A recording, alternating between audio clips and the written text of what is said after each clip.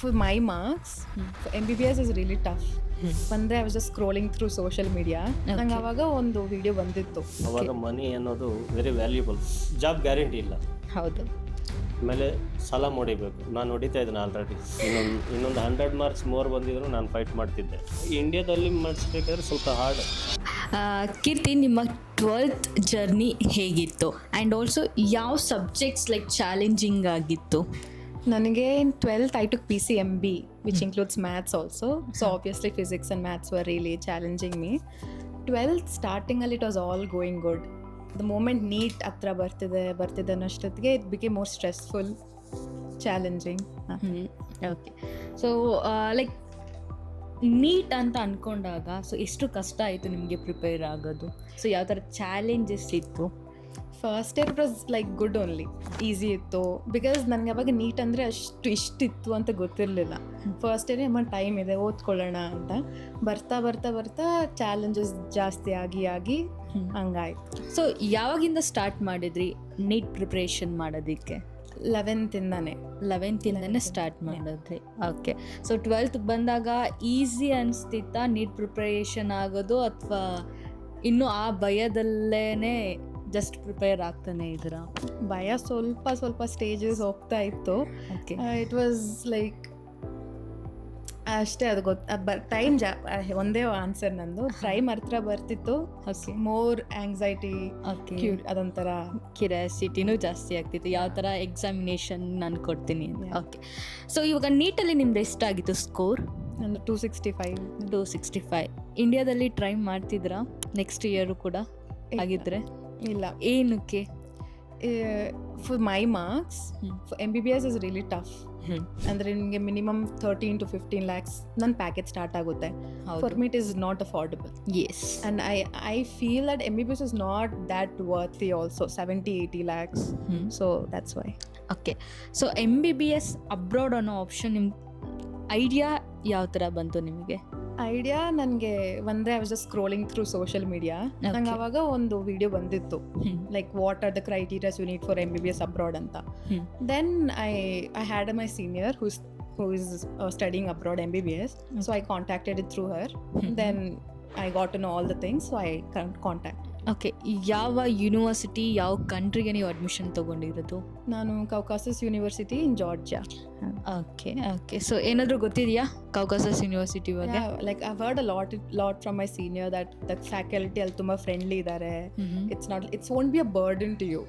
How in India it's like, I don't know, in India people tell it's very stressful, but there it's like the faculty is very friendly, and the universities also, you know, the infrastructure and everything is good, and only English medium is there, even if it's abroad. Okay. So that's why. Okay. So ಇವಾಗ doctor ಆಗಬೇಕಂತ ಯಾವ ಥರ ನಿಮಗೆ ಈ childhood ಡ್ರೀಮಾ ಅಥವಾ ಯಾವ ಥರ ಈ ಡ್ರೀಮ್ ಕಂಪ್ಲೀಟ್ ಆಗಬೇಕಂತ ಅನ್ಕೊತಾ ಇದ್ದೀರಾ? ಆ್ಯಕ್ಚುಲಿ ಇದು from a very young age. Okay. ನಂದು ನಮ್ಮ ಅಪ್ಪಂದು ಫುಲ್ ಡ್ರೀಮ್ ಇತ್ತಿದ್ದು. Like he's a medical background only ನಮ್ಮ ಅಪ್ಪದು. ಸೊ ಹಂಗೆ ಮೆಡಿಕಲ್ ಡಾಕ್ಟರ್ ಆಗಬೇಕು, ಅವ್ರು ಆಗಕ್ಕಾಗಿಲ್ಲ. So he's just giving his level best to do me.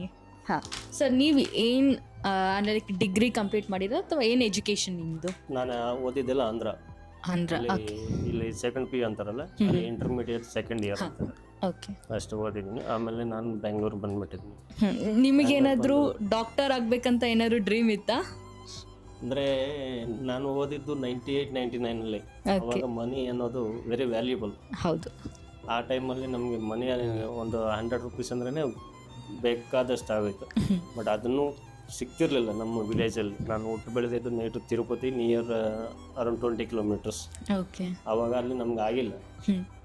ಯಾರೋ ಫ್ರೆಂಡ್ ಕರೆದ್ರು ಬೆಂಗಳೂರಿಗೆ ಹೋಗೋಣ ಬಾ ಅಂತ. ಬೆಂಗಳೂರಲ್ಲಿ ಬಂದು ಒಂದು ಮೆಡಿಕಲ್ ಶಾಪಲ್ಲಿ ಟ್ರೈನಿಂಗ್ ಆಗಿ ಅದು ಹಂಗೆ ಕಂಟಿನ್ಯೂ ಆಗ್ತಾಯಿದೆ ಸ್ಟಿಲ್ 27 yearsಯಿಂದ. 27 yearsಯಿಂದನೂ ಮೆಡಿಕಲ್ ಶಾಪಲ್ಲಿ ನೀವು, ಅಂದರೆ ನಿಮ್ಮದೇ ಓನ್ ಮೆಡಿಕಲ್ ಶಾಪ್ ಇರೋದಾ ಅಥವಾ? ಇವಾಗ 6 yearsಯಿಂದ ಓನ್ ಇದೆ. ಅದಕ್ಕೆ ಮೊದಲು 20 years ವರ್ಕ್ ಮಾಡಿದ್ದೀನಿ. That's great sir.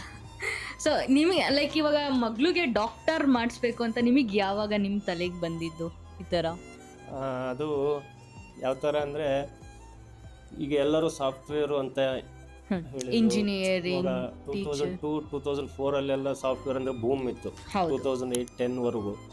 ಆಮೇಲೆ ಸ್ವಲ್ಪ ಡ್ರಾಪ್ ಆಯಿತು. ಆಮೇಲೆ ಅಂದರೆ ಜಾಬ್ ಗ್ಯಾರಂಟಿ ಇಲ್ಲ. ಹೌದು. ಆಮೇಲೆ ಸಾಲ ಹೊಡಿಬೇಕು. ನಾನು ಹೊಡಿತಾ ಇದ್ದೇನೆ ಆಲ್ರೆಡಿ. ಬೇಡ, ಅವ್ರಿಗೆ ಒಂದು ಸ್ಟ್ಯಾಂಡರ್ಡಿಗೆ ಅವ್ರಿಗೆ ಏಜ್ ಆದರೂ ಮನೇಲಿ ಕೂತ್ಕೊಂಡ್ರು ರೆಸ್ಪೆಕ್ಟ್ ಇರಬೇಕು ಅನ್ನೋ ಇದರಿಂದ ನಾನು ಅದು ಟ್ರೈ ಮಾಡ್ತಾ ಇದ್ದೀನಿ. ಆಗತ್ತೆ ಅಂತ ಆಸೆ ಪಡ್ತಾ ಇದ್ದೀನಿ. ಸರ್ ಡೆಫಿನೆಟ್ಲಿ ಆಗುತ್ತೆ, ಯಾಕಂದರೆ ಇವಾಗ ಆಲ್ರೆಡಿ ಫಸ್ಟ್ ಸ್ಟೆಪ್ ತೊಗೊಂಡಿದ್ದಾರೆ ಅವರು. ಸೊ ನೆಕ್ಸ್ಟ್ ಇನ್ನು ಅವ್ರು ಏನಿದ್ರು ಡಾಕ್ಟರ್ ಆಗಿ ಬರ್ತಾರೆ, ನೀವು ಅದನ್ನು ನೋಡಿ ಖುಷಿ ಪಡ್ತೀರಾ ಅಷ್ಟೇ. ಸೊ ಇವಾಗ ನಿಮ್ಗೆ ಒಂದು ಕನ್ಫ್ಯೂಷನ್ ಇದ್ದೇ ಇರುತ್ತೆ ಅಲ್ವಾ, ಇಂಡಿಯಾನ ಅಬ್ರಾಡಾ, ಲಾಟ್ ಆಫ್ ಕನ್ಫ್ಯೂಷನ್, ಮತ್ತು ಒಬ್ಬರು ಒಂದು ಹೇಳ್ತಾರೆ ಇನ್ನೊಬ್ರು ಇನ್ನೊಂದು ಹೇಳ್ತಾರೆ ಅನ್ನೋದು ಇದ್ದೇ ಇರುತ್ತೆ ಅಲ್ವಾ. ಸೊ ಇದೆಲ್ಲ ಒಂದು ಸಾಲ್ವ್ ಮಾಡಿಕೊಂಡು ಇವಾಗ MBBS ಅಬ್ರಾಡ್ ಅನ್ನೋದು ಒಂದು ಸ್ಟೆಪ್ ತೊಗೊಂಡಿದ್ದೀರಲ್ಲ, ಎಷ್ಟು ಕಷ್ಟ ಆಯಿತು ಇದು?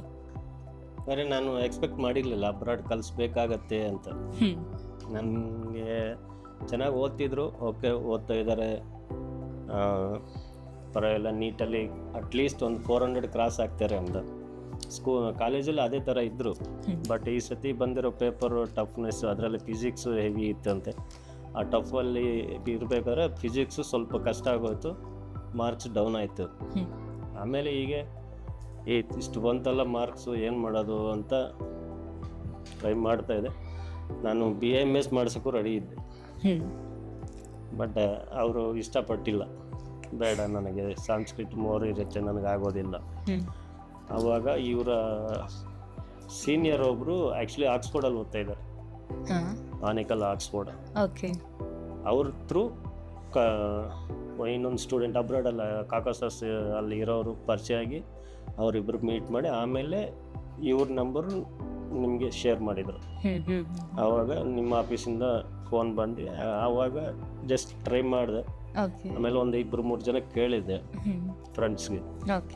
ಅವರು ಕೆಲವು ಕಂಟ್ರೀಸ್ ಬೇಡ ಅಂತ ಹೇಳಿದರು. ಮತ್ತು ಜಾರ್ಜಿಯಾ ಅನ್ನೋದು ನಾನು ಫಸ್ಟ್ ಟೈಮ್ ಕೇಳಿದ್ದು. ಆಲ್ಮೋಸ್ಟ್ ಆಲ್ ಯಾರಿಗೂ ಗೊತ್ತಿಲ್ಲ. ಇವಾಗ ಒಂದು 5 to 6 years ಇಂದ ಜಾರ್ಜಿಯಾ ಅನ್ನೋದು ಗೊತ್ತಾಗ್ತಿದೆ. ನಾನು ಮಾಮೂಲಿ ಮೆಡಿಕಲ್ ಅಂದರೆ ರಷ್ಯಾದಲ್ಲಿ ಓದ್ತಾರೆ ಅಂತ ನನಗೆ ಐಡಿಯಾ ಇತ್ತು. ಬಟ್ ಜಾರ್ಜಿಯಾ ಅನ್ನೋದು ಫಸ್ಟ್ ಟೈಮ್. ಆಮೇಲೆ ಅದ್ರ ಬಗ್ಗೆ ಸ್ವಲ್ಪ ಗ್ಯಾದರ್ ಮಾಡಿದಾಗ ಯೂಟ್ಯೂಬ್ ಇರ್ತಾವಲ್ಲ ಮಾಮೂಲಿ ಯೂಟ್ಯೂಬ್ಸ್, ಸ್ವಲ್ಪ ಧೈರ್ಯ ಬಂತು. ಆಮೇಲೆ ನಮ್ಮ ರಿಲೇಟಿವ್ಸ್ ಒಬ್ಬರು ಪಕ್ಕದ ಕಂಟ್ರಿ, ಯಾವ್ದು ಮದಿ ಅರ್ಮೇನಿಯಾ, ಅಲ್ಲಿ ಒಂದು ಹುಡುಗ ಓದ್ತಾ ಇದ್ದಾನೆ.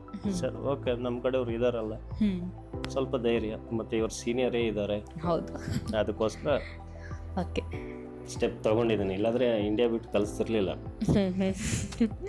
ಇನ್ನೊಂದು 100 marks ಮೋರ್ ಬಂದಿದ್ರು ನಾನು ಫೈಟ್ ಮಾಡ್ತಿದ್ದೆ. ಅದು ಟೈಮಿಂಗ್ ಅಷ್ಟೇ. ಸೊ ಈ ಫೈನಾನ್ಷಿಯಲ್ ಅಂತ ಬಂದಾಗ ಸೊ ನಿಮಗೆ ಎಷ್ಟು ಕಷ್ಟ ಆಯಿತು? ಅಂದರೆ ಇಂಡಿಯಾದಲ್ಲಿ ಮಾಡಿಸ್ಬೇಕಾದ್ರೆ ಸ್ವಲ್ಪ ಹಾರ್ಡ್. ಅಬ್ರಾಡಲ್ಲಿ ಏನಂದರೆ ಅಂದರೆ ಈ ಕಾಕಸಸ್, ಬಟ್ ಇನ್ನೊಂದು ಕಾಲೇಜ್ ಸಿ ಅಲ್ಲೆಲ್ಲ ಸ್ವಲ್ಪ ಕಡಿಮೆ ಆಗತ್ತೆ ಅಂದರು. ಆಮೇಲೆ ಕಾಕಸಸ್ ಯಾಕೆ ಇವರು ಇಷ್ಟಪಟ್ಟಿದ್ರು, ರಿವ್ಯೂಸ್ ನೋಡಿದ್ರೆ ಅಥವಾ ಅವ್ರ ಫ್ರೆಂಡ್ ಹೇಳಿದ್ರು ಗೊತ್ತಿಲ್ಲ. ಅದಾದಮೇಲೆ ಇನ್ನು ಓಕೆ ಮಾಡಿದೆ. ಬಟ್ ಫೈನಾನ್ಷಿಯಲಿ ಓಕೆ ಅನಿಸ್ತು ನಮಗೆ. ಇವಾಗ ನಿಮ್ಮದು ಫೈನಾನ್ಷಿಯಲ್ ಪ್ರಿಪ್ರೇಷನ್ ಯಾವ ಥರ ಇದೆ? ನಮ್ಮದು ಬಿಸ್ನೆಸ್ ಇದೆಲ್ಲ, ಅದರಿಂದ ಅದ್ರ ಬೇಸ್ ಮೇಲೆ ಮಾಡ್ತೀವಿ. ಇವಾಗ ಆಲ್ಮೋಸ್ಟ್ ಫೈನಾನ್ಸ್ ಇದೆ, ಒಂದು 2 years ಆಗೋಷ್ಟು. ಅದ್ರ ಮುಂದಕ್ಕೆ ಇನ್ನು ಕಂಟಿನ್ಯೂ ಮಾಡಿದ್ವಿ. ನಾವೇನು ಲೋನ್ಗೆ ಹೋಗಿಲ್ಲ. Okay.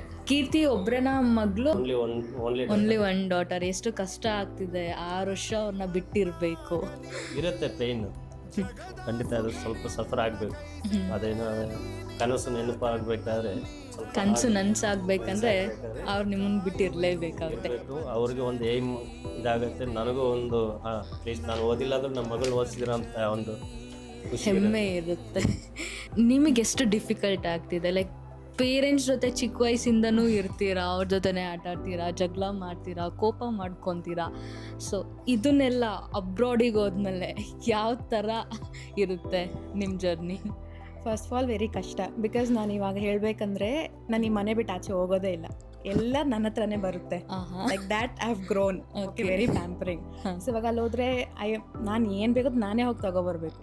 So it's very independent. ಕಷ್ಟ ಡೆಫಿನೆಟ್ಲಿ 100% ಆಗುತ್ತೆ.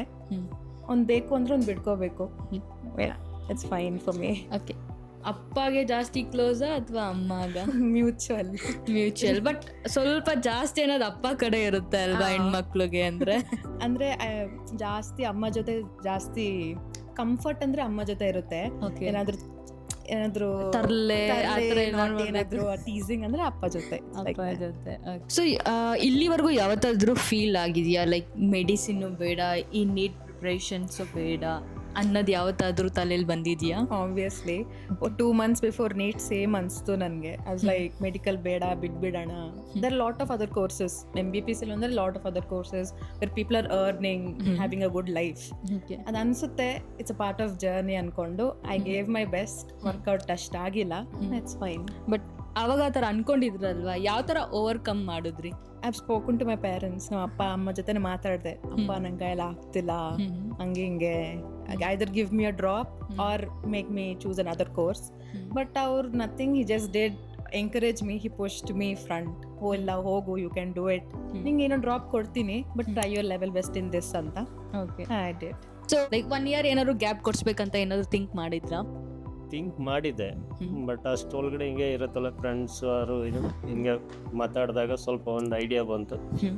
ಅದಕ್ಕೆ ಈ ಥರ ಕಾಂಟ್ಯಾಕ್ಟ್ ಮಾಡಿ. ಓಕೆ. ಇವಾಗ MBBS ಅಬ್ರಾಡ್ ಅನ್ನೋದು ನಿಮಗೆ ಒಂದು ಗುಡ್ ಆಪ್ಷನ್ ಅಂತ ಅನಿಸಿದೆಯಾ? ಮಾಡ್ಬೋದು. ಮಿಡಲ್ ಕ್ಲಾಸ್ ಅವ್ರಿಗೆ ಸ್ವಲ್ಪ ಹ್ಯಾಪಿ ಅನಿಸುತ್ತೆ. ಬಟ್ ಏನಂದ್ರೆ ದೂರ, ಅವೆಲ್ಲ ಸ್ಮಾಲ್ ಕಂಟ್ರೀಸು, ಏನಾಗುತ್ತೆ ಏನೋ ಅಂತ ಒಂದು ಭಯ ಇರುತ್ತೆ. ಅದು ಬಿಟ್ಟರೆ ಬೇರೆ ಏನು ಇರಲ್ಲ. ಓಕೆ, ಜಾರ್ಜಿಯಾ ಅನ್ನೋದು ನಾನು ಪರವಾಗಿಲ್ಲ ಅಂತ ನಾನು ಚೂಸ್ ಮಾಡ್ಕೊಂಡಿದ್ದೀನಿ. ಸರ್, ನೀವು ಮಾಡ್ಕೊಂಡಿರೋದು ಕರೆಕ್ಟ್ ಆಪ್ಷನ್ನೇ.